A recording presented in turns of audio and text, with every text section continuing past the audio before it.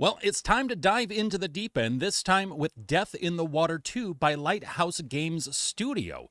Will we be able to survive, gather treasure, and get out before Death the Kraken comes after us? Well, let's find out. Let's jump on in and see what Death in the Water 2 has in store for us, because it is a very good-looking game. Visually, it's beautiful. Audio is very, very nice. And it's pretty intriguing, honestly, what's going on here, your sort of experience. I will say that it definitely feels like a mixture of a sim meets a, what do I want to say? Like a sim meets a, I guess, kind of horror survival in some respects, because you just never know what kind of creature is going to come out from the water to get you, to nab you, whether it's a shark or a sea snake or whatever it may be. And there are a lot of real creatures that you will see in our own oceans in this game, which is great. And they've done a really good job of not only just making them there swimming around ready to attack you, but you can actually see the symbiosis between the different creatures, right? You can see like the small fish on the bottom of the shark here that are feeding and cleaning off the shark. You see all these different kinds of relationships which you would see in real life. You also see some reactions and movement styles like you would in real life. So it's really cool to see how much attention to detail on the overall sea life that the developers have focused in on. Now, there are also fantastical creatures in here too that we will come across as well. But overall, I will say it is a fun game from the amount I've experienced so far, but we're going to start a fresh campaign and see really what it's all about and go all the way through. There is the campaign, and you can redo the campaign and do a new game plus. There's also survival, and then from there, free roam.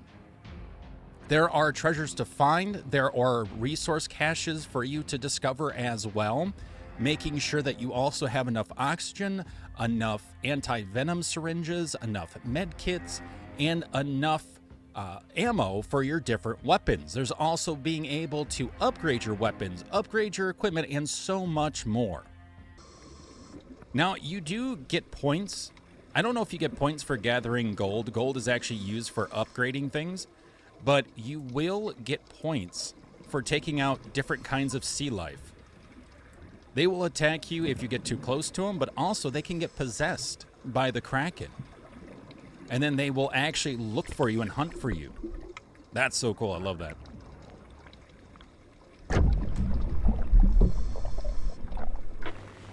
You have found the wreckage of the Odyssey. It looks like something monstrous tore through the hull, causing it to sink. Look around, see what you can find. Now, one thing I like is that if you're near treasure, you will hear it. There is a very distinct sound. And I love the fact that with the art style of the chest, it really looks like it's been down underwater for quite some time.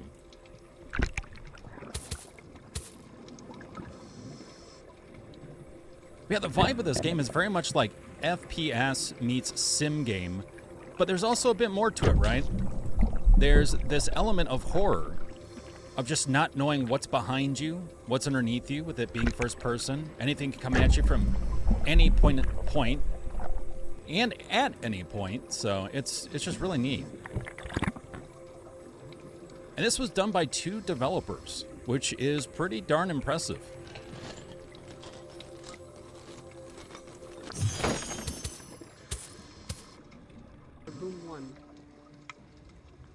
But this is very cool. So these are the sailors from that ship. And as you can see, they didn't just drown. This was very purposeful. And it's like, were they given as a sacrifice or something more?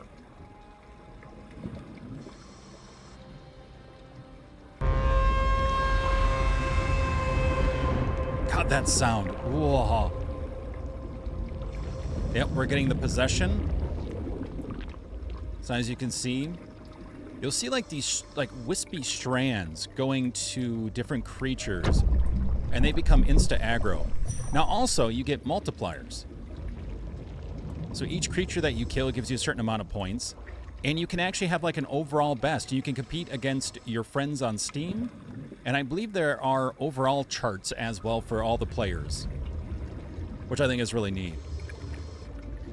Now, you can go through and start blasting before they get possessed. Personally, though, if I can avoid them, I will just try to do that, because I want to try to find that treasure.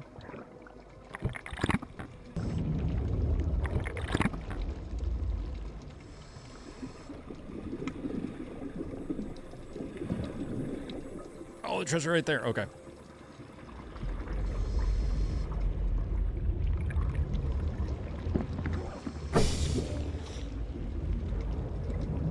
What is that coming at me? Is that a shark or what the? Oh, that's a tigerfish. Okay, I was like, excuse me?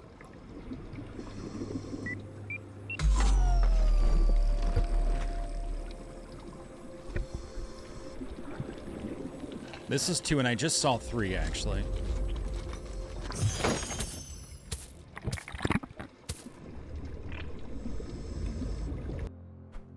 Having more stamina would be nice.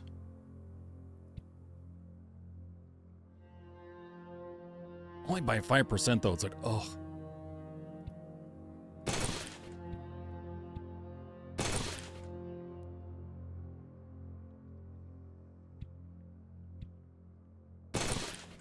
That's actually going to come in handy. I'm buying it a little prematurely, but while we have the money.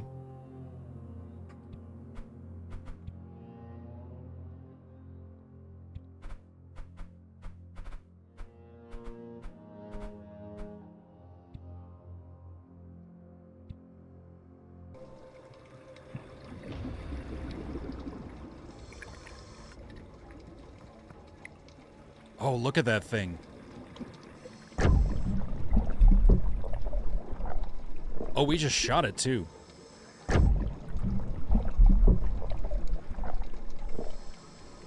It's weird though, the game is like weirdly freaking out. I don't know if it's because we're not supposed to see the Kraken yet or not. Because it's just like freezing and then going, freezing and going. I'm gonna try to get away from the Kraken here. I don't know if maybe the Kraken is stuck on the environment or something. There is a point where you do meet with the Kraken, but I don't believe it's supposed to be now. Get the hell out of there and head towards the base of the oil rig. The scanners are picking up something massive right near you. Yep, I see it.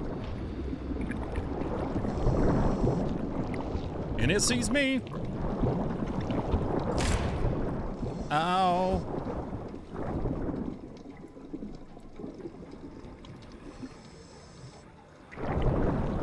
Oh god! Ow! Not a lot we can do, honestly, because in this game, again, the stamina that you start with is just not good.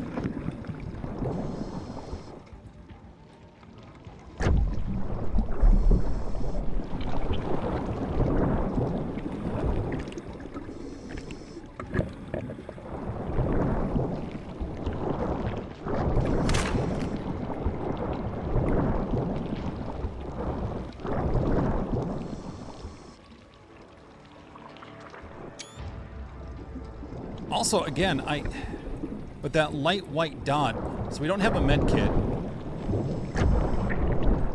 So, I mean, we are in trouble because I lost track of where the stupid white dot is. There it is. Yeah, I don't like that. I really don't. It is so hard to keep track of. Especially with all the lighting effects.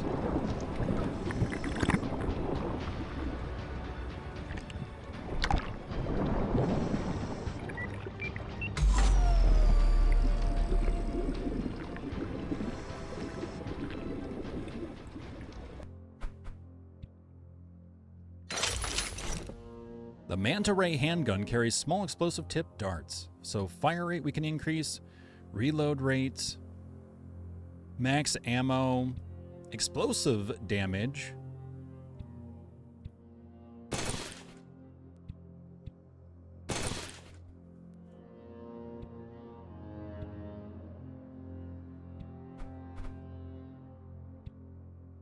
Okay, let's go ahead. Sprint recovery.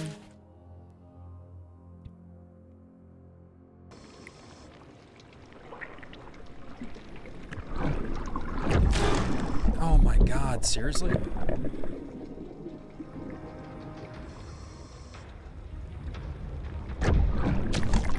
Really? Okay, game.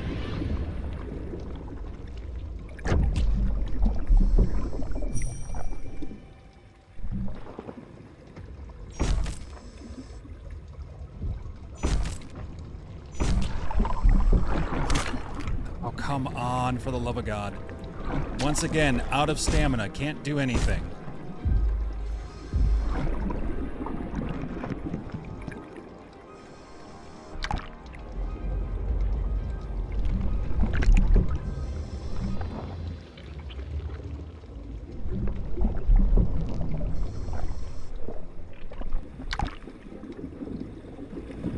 And I'm not sure if there are other treasure chests. I'm not sure how we could even find them at this point. And out of stamina again.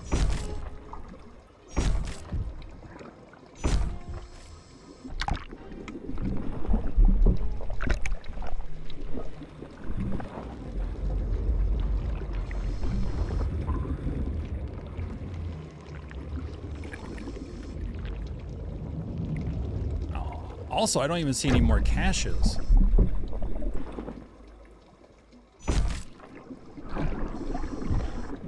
I feel like the devs could have... They made a beautiful looking game. They made a game that sounds really good, that there's a lot of replayability in the sense of you have the game, the campaign, new game plus for the campaign, you have survival mode, free roam, you have the grind of trying to find treasure and trying to get the upgrades that you need for each weapon and unlocking the weapons and for your suit.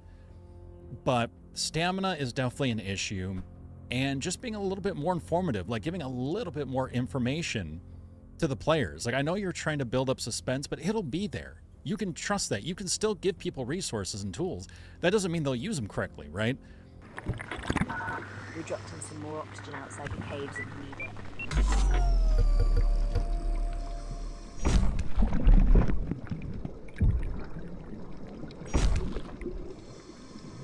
Yeah, they really love to surround you in this game, suddenly.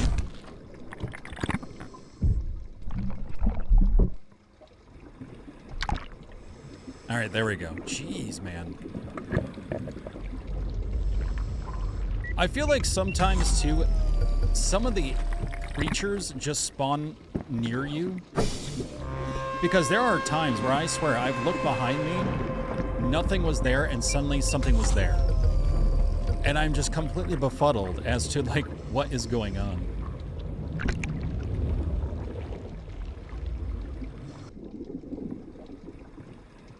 You know, it's interesting because this game should be about exploration as much about, you know, like intensity of not knowing where something is. But I feel like all it's doing is just making me want to be like, all right, I'm just going to camp out and kill all the things that come to me and then move on. Which is unfortunate because that's not really how I feel like this should be, because there's so much to the environment. It's gorgeous, you know?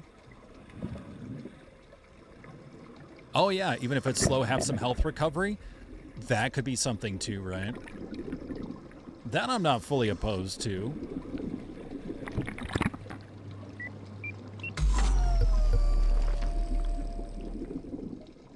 Or just make it so the sharks do less damage. Because like I said, like some of these sharks will like take half your health or more. And I understand, it's a shark bite. I get it.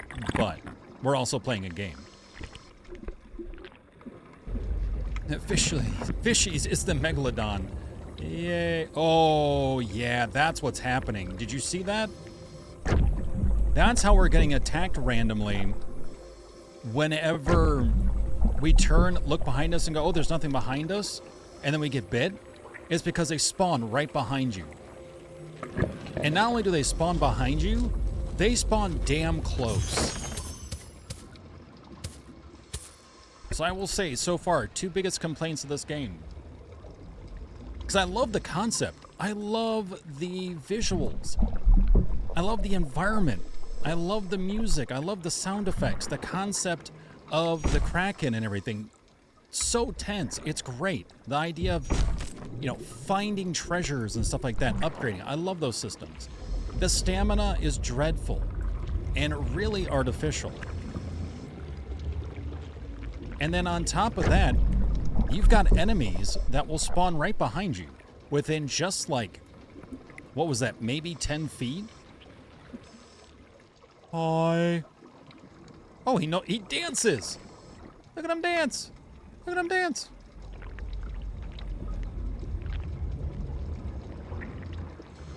I mean, we got dancers too. Oh, god damn it. Okay, never mind. We won't dance. God, snakes that just hate dancing. Fine. Rude.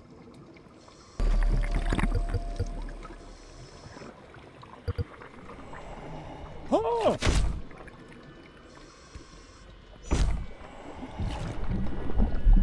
Hi.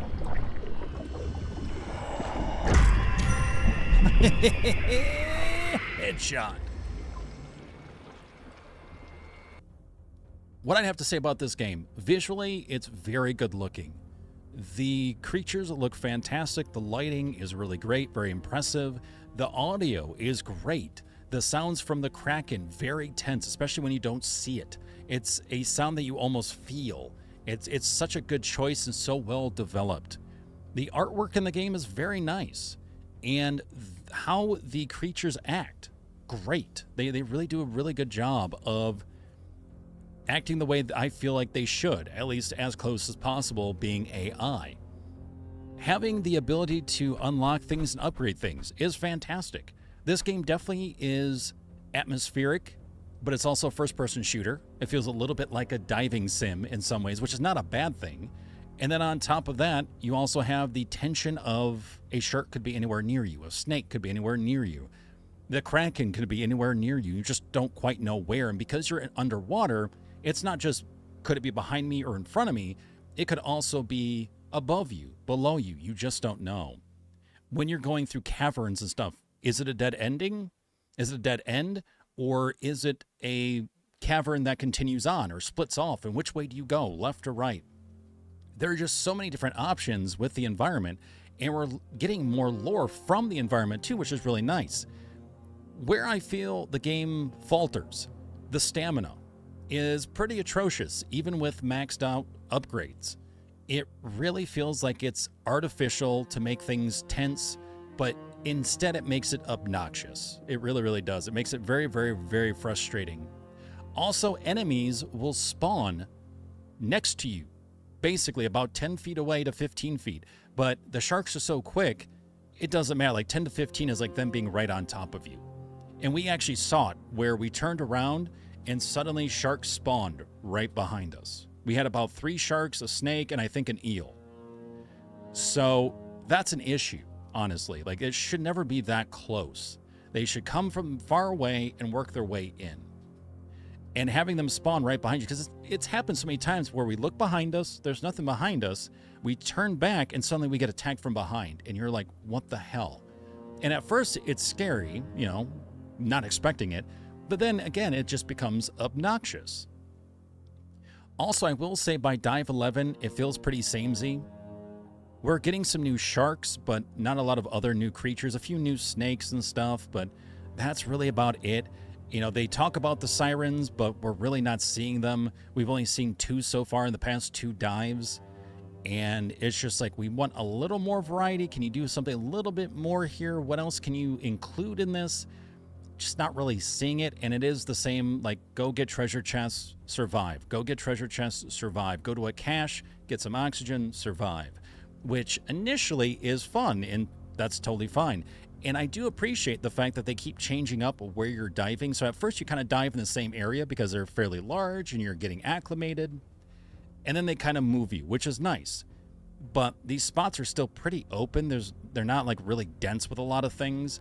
And like this temple area, I just hung out in the temple and that was it. Because it didn't make sense because everything else was too wide open. And I knew that the enemies would spawn right next to me. So it didn't make sense. So now it's just kind of getting a little samey. Like there is still that want to try to grind the gear, but at the same time, it kind of feels like, but to what extent? I guess just to have it, And we're not getting as much lore and story. Like, it would be nice to get some revelations here outside of like, oh, this one thing happened. Oh, this creature uses this one thing, and that's it. For the entire dive, that's it. Like, I would like some more reveals while we're trying to survive the onslaught of enemies that come in and go out and come in and go out. And the spawns are a little weird because it feels like they all come at you, and then suddenly it's like one or two, and you're just sitting there for quite some time, and then one or two, and then you're sitting there, and then they all come at you again. So I think blending up the spawn rates a little bit more would help, making it so that way your stamina wasn't so abhorrent, like make the upgrades more impactful, or just make stamina overall baseline better. I would give it a 5 out of 10, 10 out of 10 being impossible. That's the perfect game. I would love to give this game more, but just the stamina is just rough, and how the enemies spawn on top of you is rough. And then you're done with the campaign. Now, there is replayability, which is also nice, which is why I'm not going lower. Like, we have really nice graphics, some great audio, some great sense of tension, some really interesting weapons that actually tie in pretty neatly with the fact that we're underwater. So I like that. They've kept that sort of aquatic theme in a way, which is cool. And then, of course, the tension of the Kraken, even when you don't see it. But, you know, also the fact there's replayability. There are different achievements to get. There is going through the campaign and then a new game plus, and then also doing the survival mode, and then also a free roam where you can just go through the entire map without hindrance and just explore, which is neat too. So I like those options. I just wish there were some more layers, more complexity. But again, this being a team of 2 that developed this game, that's impressive. Like, I say that there are some core mechanics that just feel rough, that don't feel like they're balanced well enough, but considering the fact that it's a team of 2, like, they've done an amazing job. Like, this is still a game where I'm getting frustrated and annoyed because it just feels like it's a game working against itself, but there are such good elements to this game too that I'm intrigued enough to keep playing. Like, I see enough value to continue playing. So I think that definitely says something as well. So, like I said, 5 out of 10. I definitely enjoy aspects of it. There are other aspects that get in the way, but try it out for yourself. It is on Steam. It's been out for a year now. It is Death in the Water 2. You can also check out their other games, Shark Attack, Death in the Water, as well as there's a stand-up comedy one too. I think it's called Comedy Night or something like that. So feel free to check them out. They are Lighthouse Games Studio. And thank you so much for watching. I definitely appreciate it. Make sure to subscribe, hit the notification icon so that way you can be notified of all games like this coming out on the channel. But either way, have yourselves a great time, and I will see you soon.